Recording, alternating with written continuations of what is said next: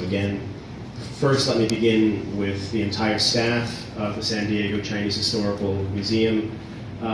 This was a really all hands on deck effort, which was largely done remotely and at a great distance. So I just thank the commitment and support and imagination and creativity and professionalism of the staff, Tiffany, of Rashid, the entire staff, and of course to the board of directors. So thank you very, very much. And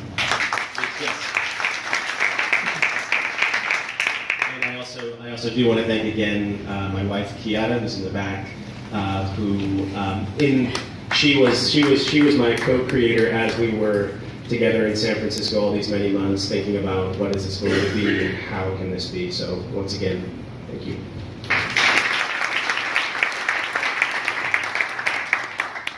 All right, so the exhibition that you're about to see, obviously, it centers around information technology and China. And so that what I'd like to walk you through today is a history of modern information technology, but as seen from the perspective of China and the Chinese language. Now I want to warn you, just as in my classes at Stanford, I'm not going to talk down to you. We're going to walk through some technical material because these are technical objects. But I have every confidence that we're going to make it through. We're not going to all get everything we see. Some of these are highly, highly abstruse technologies. But it's really important to spend time with complexity, ambiguity, uncertainty, and so forth, and not run away from it. I think more now than ever before, and I'm making reference to that which shall not be made reference to, I think that we absolutely need to cultivate a spirit of embracing and confronting and walking towards the uncertainty and the complexity that is inherent in our lives, inherent in reality, and develop the tools to think about them from a wide variety of perspectives, but not running in the opposite direction from complexity, and that's the spirit that I want to talk to you about. So we're going to talk about some things that are very detailed. Many of you know something about. Some of these will be things you have never seen before. The complex inner workings of telegraphy, which arguably is the single most transformative information technology of the modern period, not the internet. This was a technology that at its advent entirely restructured human beings' understanding of time, of economy, of war, of the afterlife. It had impacts on the rise of science fiction as a form. It was just a world-changing technology. A personal favorite of mine, the typewriter, which is unlike the telegraph, which was an infrastructural enterprise. There were poles and cables. It was run by large companies and spanned time. This was a commodity. This was a sexy object that you could own and you could buy in different colors. That could be incorporated into films, into music. But again, this is a technology that transformed practices of business. It transformed the dynamics of the gender makeup of offices and office work and the idea of the secretary. It was a pop culture icon. If anyone's ever seen the movie The Lives of Others, arguably it's the typewriter that's the main character. If anyone's ever seen, I don't know, Naked Lunch, you know, the story of the typewriter. So here we have that, and then we have the computer, which I've mapped on the Telegraph Code, Telegraph map here, just as an indication of the fact that each of these technologies is not replacing the previous ones. It is largely being mapped on top of these earlier technologies. So if you were to take a map, for example, of the cables that run along the bottom of the ocean and across the surface of the earth that make the internet work, they would look almost exactly like, in many cases, it's the map of telegraphy and submarine cables from the 19th century, and they would look like railway lines because people just ran the cables along these pre-existing infrastructures. But obviously the computer we know it much more intimately. It is an everyday, for many, every hour part of our lives, of our conscious lives. It is an every millisecond part of our unconscious lives. All three of these technologies, each one transforming the world, transforming the economy, have something in common. By accident of history, by timing, they were invented by individuals in contexts with the English language in mind. And then, if we want to expand that out just a bit, with alphabets in mind. Samuel Morse and Alfred Vail, responsible for developing one of the earliest codes to transmit telegraphs, Morse code. It's from the United States. He referred to the telegraph as the American telegraph, and as my telegraph sometimes. And then later they began to think about, well, what about German? What about Russian? What about Arabic? What about Hebrew? Whoa, what about Chinese? And then the story of the typewriter, beginning in the immediate aftermath of the American Civil War, when weapons manufacturers are running out of business because there are no more bodies to be destroyed by their technologies. And so companies like Remington, who are precision engineers and were making death machines, transitioned their business to another precision technology, the typewriter. They were very good at making small technical instruments, and that's why you have the Remington typewriter and the Remington arms manufacturer. It's also the reason you have the Smith Corona typewriter and the Smith & Wesson.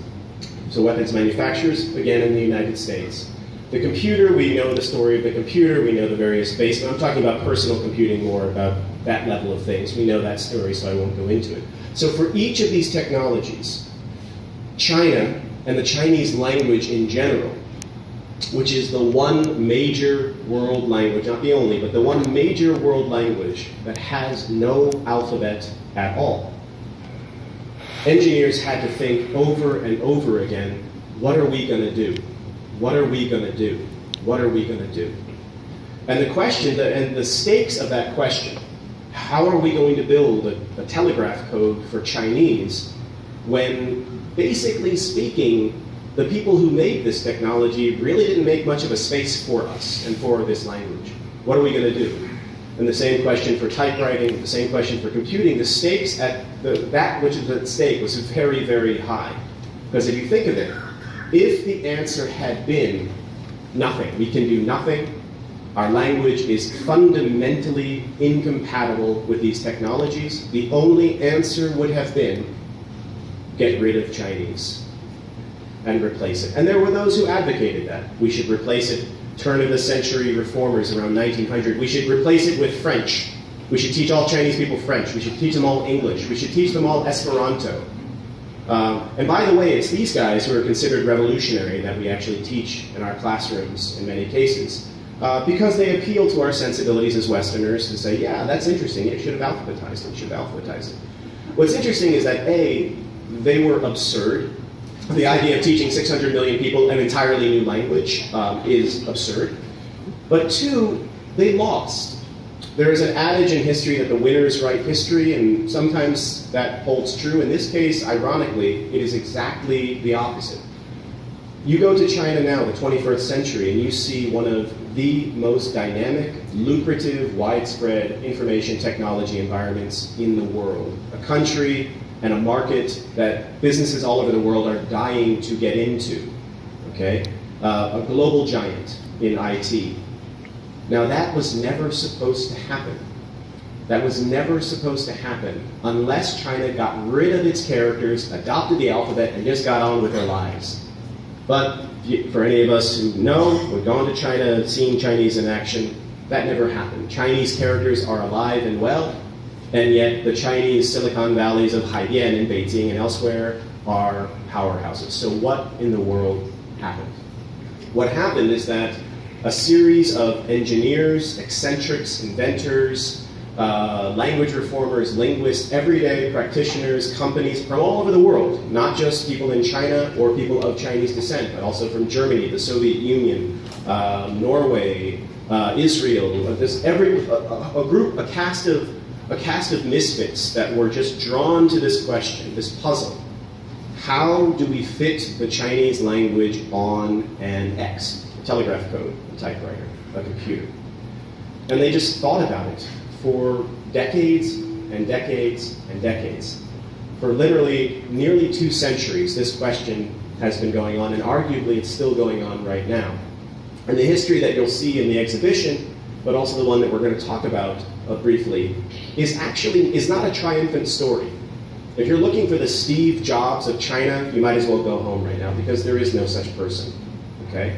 There is no one triumphal moment when we say it's over. In fact, there we go. In fact, the story of this history is one of near unbroken failure, prototypes, eccentric ideas that went nowhere, crazy thinking compounded, okay?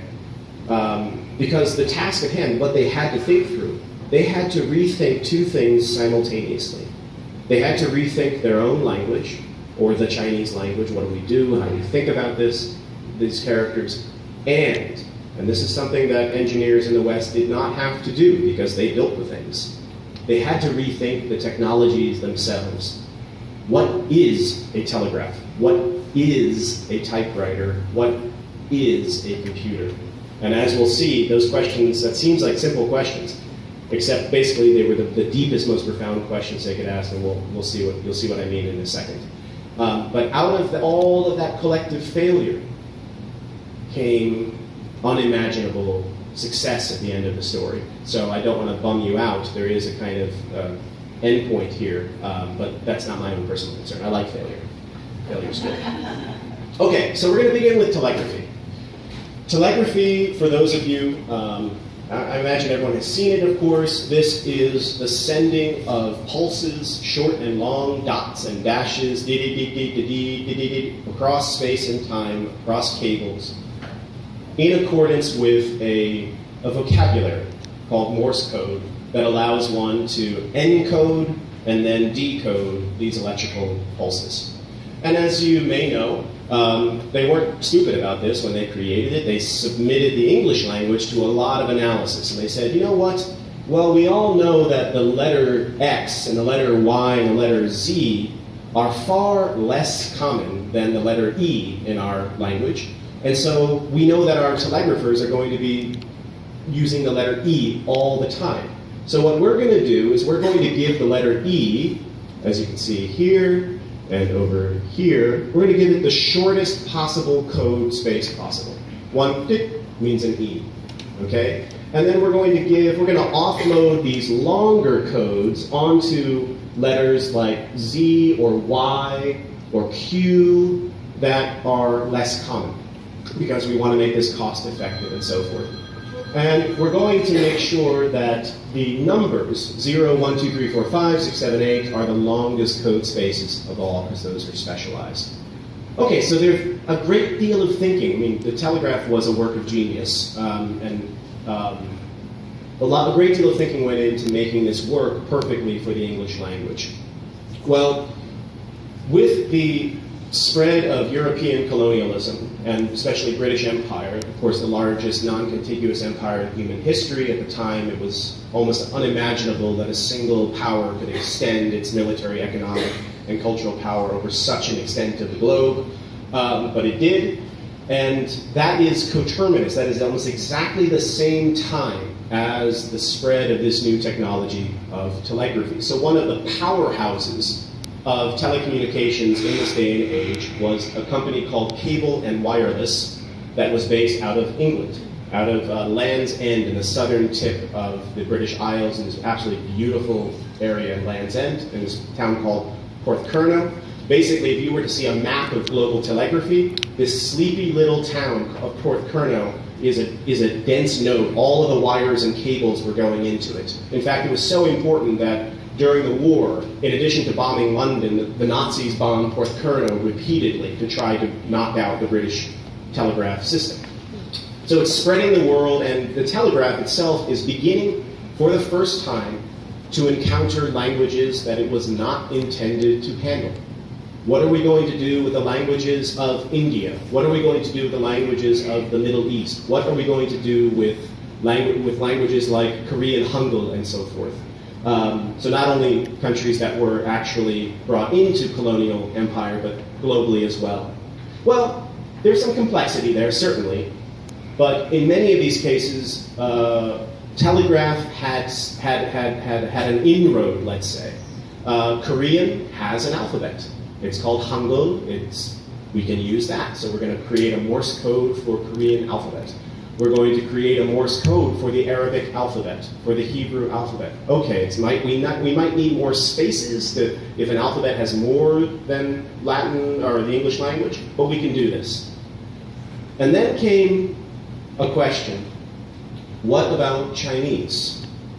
Chinese has no alphabet at all, and there are these things called characters, and there are more than 70,000 of them, and we really, really want to break into this market. We really want, this isn't a sleepy town that we don't care about. This is what brought, of course, the figures of Marco Polo and other explorers, and it's really why Commodore Perry went to Japan in the first place in order to get to China, and so forth and so on. So this is a magnet. How are we going to do this? And people very early on began to experiment with crazy ideas. This guy, Escarac de l'Auteur, a Frenchman, even before telegraphy reached Chinese, used Chinese as a kind of thought experiment. Because he thought to himself, if we can make a code for Chinese and telegraphy, we will have basically made a universal language, because it's by far the most complex, okay? And he took the characters that he wanted and he put them on this multicolored grid. This was the code, by the way.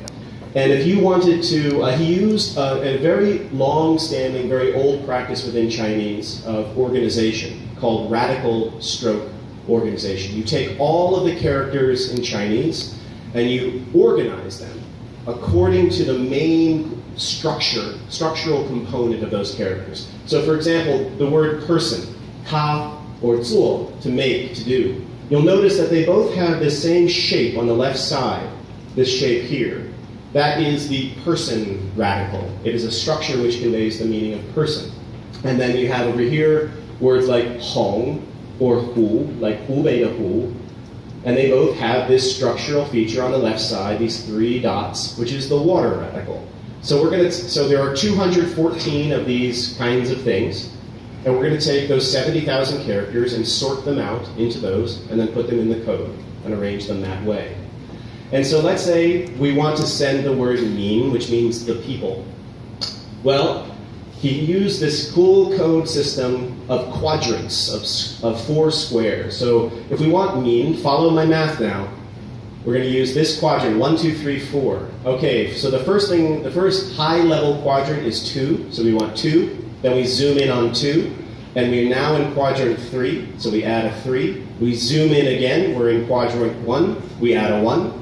We zoom in again, we are in quadrant 1 again, we add a 1. And we zoom in all the way to the base, and just by happenstance, the code is 1. So to send the character min, we're not going to use Morse code, we're going to use this system. It was a thought experiment. How can we do this? Okay?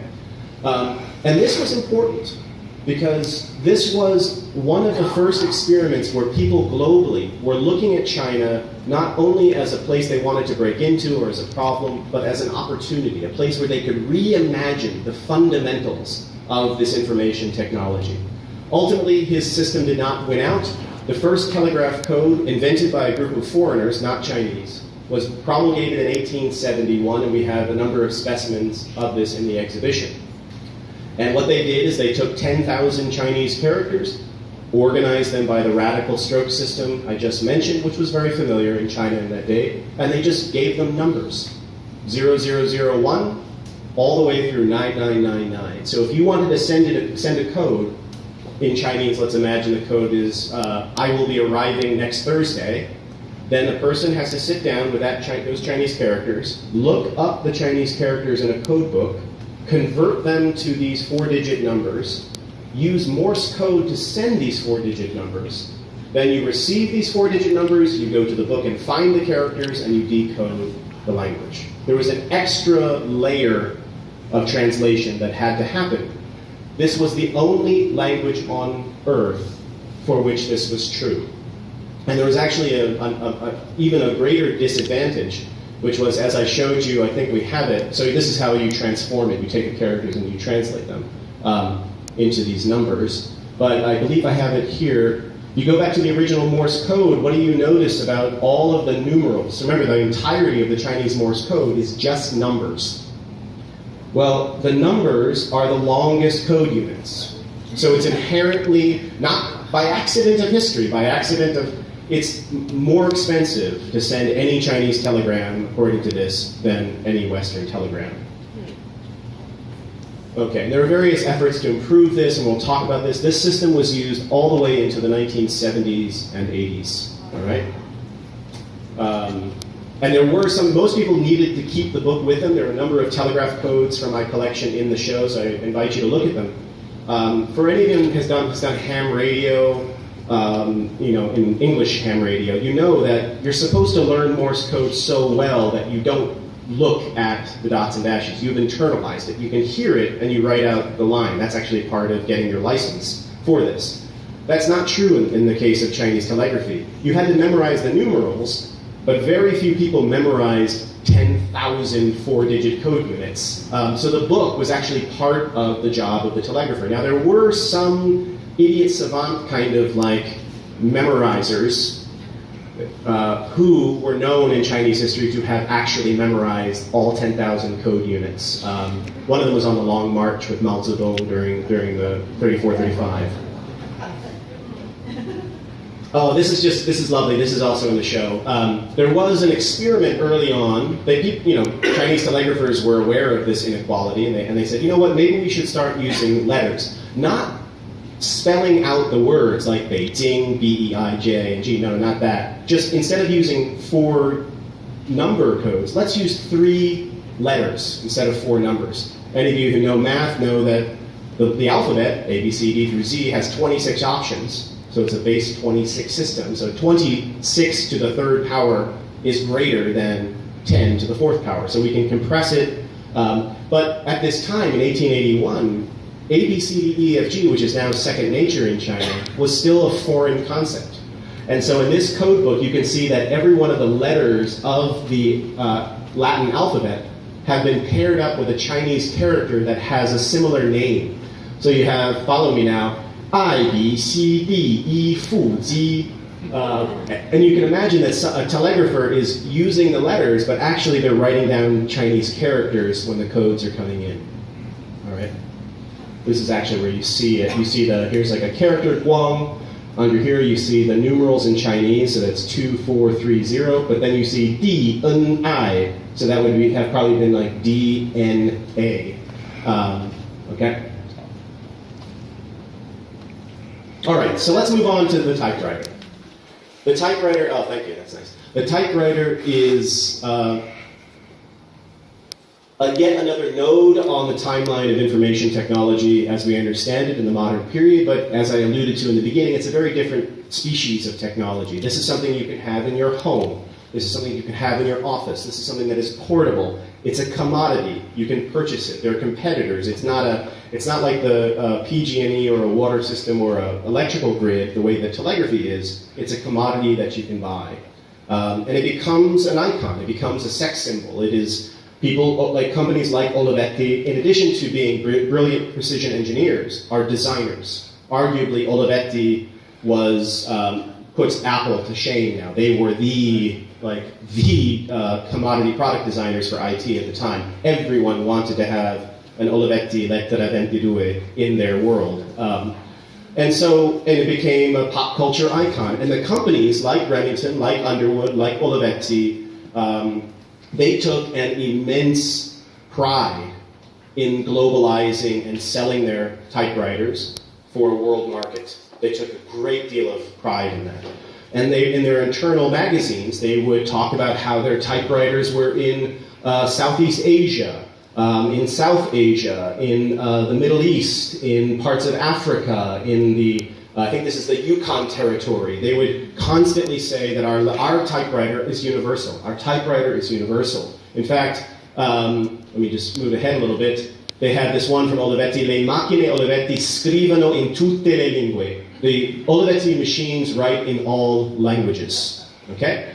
And to do this, backing up a little bit, the engineers that had to handle this were pretty brilliant. So the English typewriter is built for English, which moves left to right as we write, Well, what do we do with Hebrew? What do we do with Arabic? So the engineers had to go back into the system and build versions of the typewriter that moved in the opposite direction. There are other technical details I won't go into, but these were amazing engineering feats. And a lot of compromises had to be made. Compromises like in Arabic, ideally an Arabic manuscript, it's a running script, it's connecting letters. Well, that's not necessarily going to be possible in the typewriter, so we have to come to some sort of compromise where the users of this typewriter are okay with a language that doesn't quite look exactly the way one would write by hand, but that also happened in the West. The idea of separated letters in Western typesetting, alphabetic typing happened as well. But then the question becomes, again, what about Chinese? Because although Olivetti makes the claim that their typewriters type in all languages, that statement is only true if we are willing to accept the exclusion of a quarter of humanity. Okay? This is what I'm talking about of running away from complexity, running away from uncertainty. You can make that statement if you are willing to rule out a quarter of humanity. Then you can say that. If you are unwilling to rule out a quarter of humanity, then you cannot make that statement, and you have to stay in the ring, and you have to stay in the fight. Even though you're exhausted, you're bloodied, you're just in there. And some wanted to leave the ring and just announce victory and say, fine. And some stayed in there, facing humiliation, facing failure over and over and over again. And there was a lot of reasons to simply get out of the ring. By this point, the typewriter was an icon. It was in pop culture. There are museums all over the world dedicated to it. There are awful human beings that rip apart typewriters and then make necklaces out of them and sell them on Etsy. If you are one of them, please do not talk to me after this.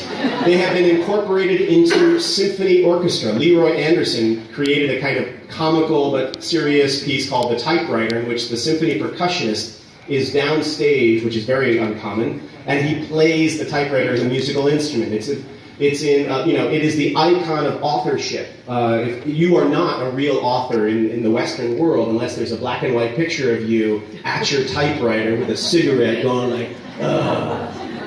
Okay? It's a cult classic.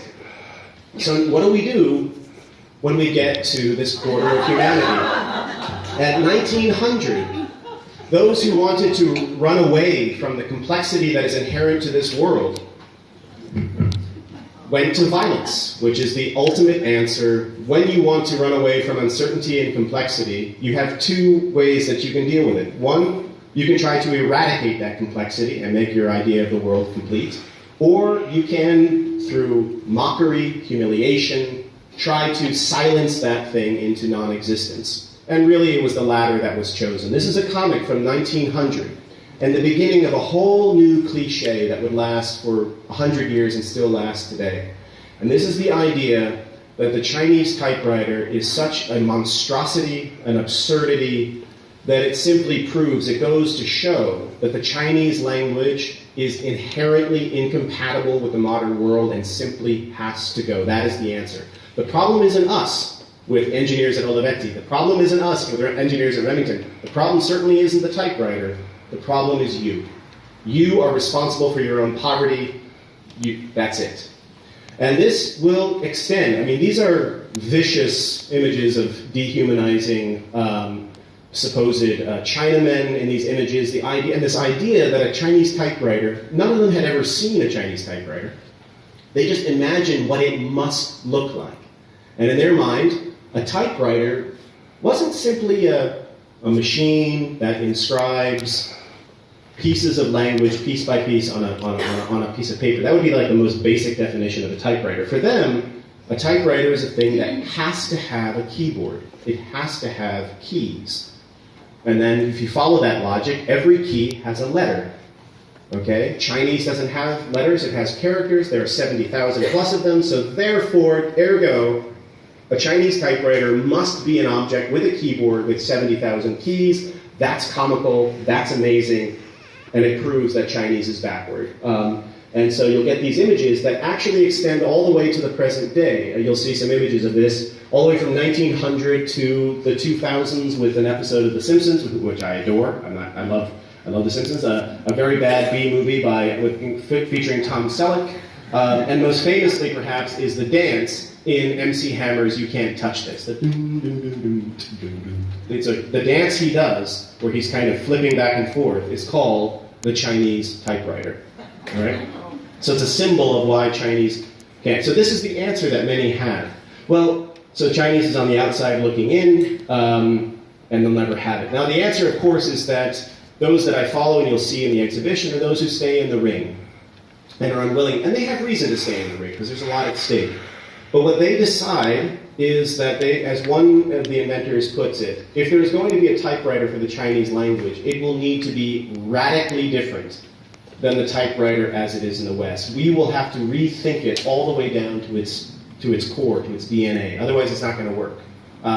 And so what we have in the case of Chinese typewriters is the entirety of Chinese typewriters that are mass-produced have no keyboards at all. So this might sound like a Zen koan to try to inspire enlightenment. What is the sound of a typewriter with no keys? But in fact, that's exactly what a Chinese typewriter is. It is a typewriter with no keys. It is a typewriter with no keyboard. And if you're wondering how in the world does that work, you're going to see it in person over there. So there's a whole generation of these keyboards, a great deal of pride. I'll come back to that in a second. Here's one of the early inventors, Zhou Hokun. He's followed by a gentleman named Xu Zhendong, who's hired. Both of them are hired by Shanghai Commercial Press, which is a center of print capitalism in China in the 1910s, 20s, and 30s. This company forms a typewriter division, and they begin to mass-produce Chinese typewriters for the first time in history. And it was such a source of pride that when the Republic of China showed up at the Philadelphia World's Fair in 1926, you have the American flag, you've got a picture of George Washington, because George Washington was a hero in China since late imperial times, the idea of a person who would willingly give up power. Anyways, vases, calligraphy, and so forth. If you zoom in, and here's an image of the delegation, you zoom in, and then you get a little closer, there she is. The Chinese typewriter was on display as one of the things we want the world to see about our wares, our production. Okay? There it is again. I'm not going to go into the technical details. I'll come back to this if you have that during Q&A, but there's some really fascinating things that you can do when you have a typewriter with no keys, but I'll skip that for now. Okay, so then you get to the computer, and this is where I'm going to close. Many people believe that, the computer saved Chinese from itself. Ultimately, Silicon Valley swooped in, saved the day. And again, that's simply not true. From the 1950s, 1960s, from the advent of the application of computation to text, early word processing, and then personal computing, same questions apply. Okay? It's not Morse code anymore, but there's this new... If you need to use a computer, if you're designing a computer, every one of the letters of the alphabet, A, B, C, D, 1, 2, 3, 4, 5, tab, keyboard, shift, they all have to have a code unit that the computer understands as, okay, when I receive this code unit, they want me to produce this thing called an A and put it on the screen, or a B, or a C, or a D. And the code that governed that was called ASCII initially, the American Standard Code for Information Interchange. Invented in America, A for ASCII, invented with the English language in mind, has exactly the right number of code units.